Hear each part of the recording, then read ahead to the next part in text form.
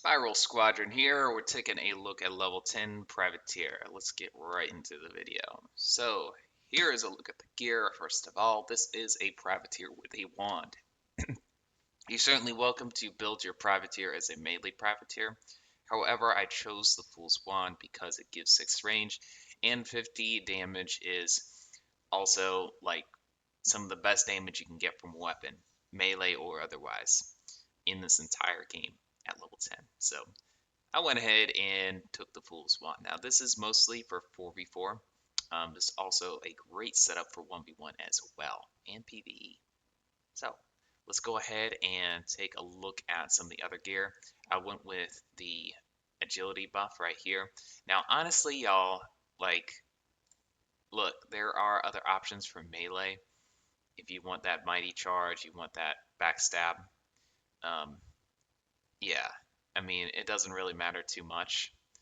Um, but yeah, the hats, I think you're kind of limited in your options. So I went ahead and just went with the Wind Spirit one.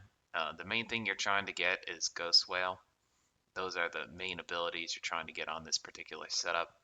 You got the vest, you got the boots, and let's see. I think one of these other ones are also, yeah, you got the charm. Those are also Ghost Whale. The others are heals. What's really great is if you have this attack range right here, this also counts for heals. So the charm or the totem and the ring, the totem and the ring, um, having those right there just allows you to heal your team so much more effectively. These over here, honestly, you could switch them out for um, ghost whales and heals, like whatever drops y'all, honestly, this game has a decent amount of RNG as far as its drops goes. These gear right here, you're almost guaranteed to get them when you're questing through the game in a group of 4.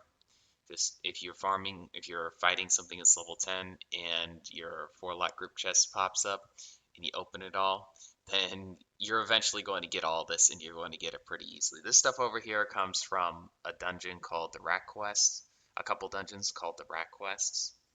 Well, the quests to get to the dungeons are called the Rat Quests. There's the Dutchman. There's, I think it's this one right here, the totem. There's the Shrimp Prawn Master. That's this one right here. And then there's Chocatob, or the Aztecosaur Pyramid of Fire dungeon. And each time you do these, you're guaranteed to get one of the charms, the rings, or the totems every time you do it. So it's not hard to farm either. Level 10 is fairly easy. Um, as far as pets goes, you always want to go with the tough pet because if you take the pet off, you don't have 500 health. You have much less than that. I'm going to go ahead and take the pet off to show you. Character. So you had 500 health, now you have 300 health. So it's about 200 health difference. It's pretty significant. I'm going to go ahead and put that back on. And I forgot where my level 10 pet was. Where are you? You silly willy pets. There you go. Okay. That's what I recommend. Got a lot of pets on this character. Let's go ahead and I'm going to go ahead and show you what I have trained. I went ahead and trained the Witch Doctor class. I got the Mojo Strike.